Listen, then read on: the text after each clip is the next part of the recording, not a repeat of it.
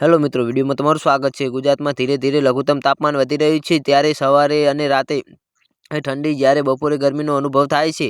આ પરિસ્થિતિમાં હવામાન વિભાગે ગુજરાતમાં માવઠું થવાની આગાહી કરી દીધી છે। ગુજરાતના હવામાનમાં પલટાની આગાહી હવામાન નિષ્ણાત અંબાલાલ પટેલે પણ કરી છે।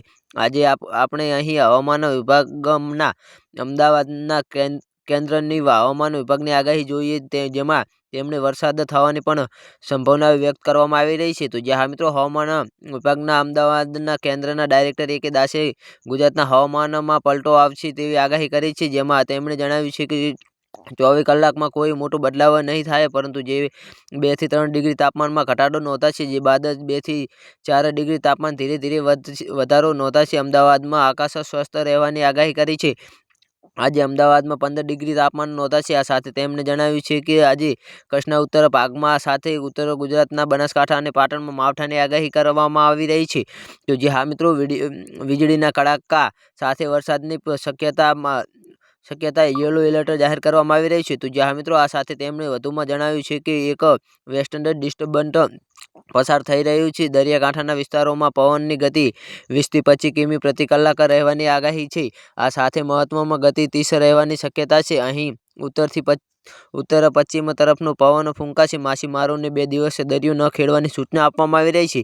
તો જે હા મિત્રો, હવામાન નિષ્ણાત ઈશરિયા શેટ્ટીએ પણ ગુજરાતના હવામાન અંગે આગાહી કરી છે, જેમાં તેમણે જણાવ્યું છે કે સૌરાષ્ટ્ર કચ્છમાં માવઠું થઈ શકે છે। ગુરુવાર 22મી જાન્યુઆરી રાત દરમિયાન માવઠાની સંભાવના છે। કચ્છ અને પશ્ચિમ સૌરાષ્ટ્રના જિલ્લા પર જોખમ છે। હળવા કમોસમી વરસાદ થવાની શક્યતા છે। વેસ્ટર્ન ડિસ્ટર્બન્સના કારણે માવઠું થઈ શકે છે।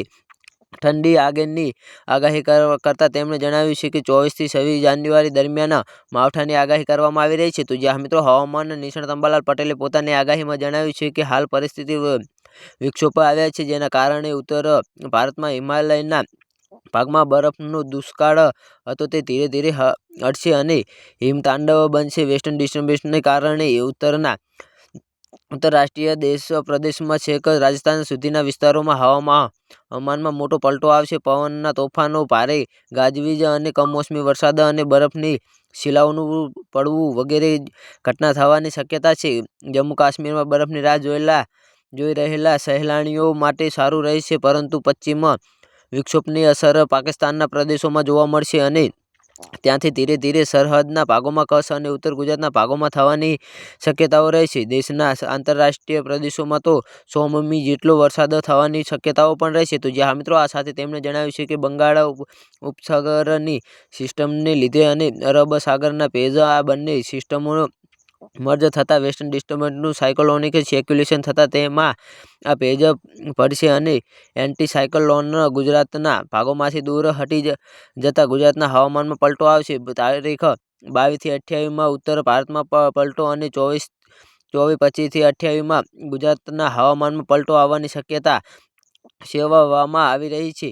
આ દિવસોમાં ઉત્તર ગુજરાત, સૌરાષ્ટ્ર, કચ્છ, દક્ષિણ ગુજરાતના ભાગોમાં પલટો આવશે। તો જે હા મિત્રો, આના વિશે તમારું શું કહેવું છે, મારી કોમેન્ટ બોક્સમાં જરૂરથી જણાવજો અને ચેનલ પર નવા હોય તો ચેનલને સબસ્ક્રાઈબ કરવાનું ના ભૂલતા। તો વિડીયો પૂરો જોવા બદલ તમારો ખૂબ ખૂબ આભાર।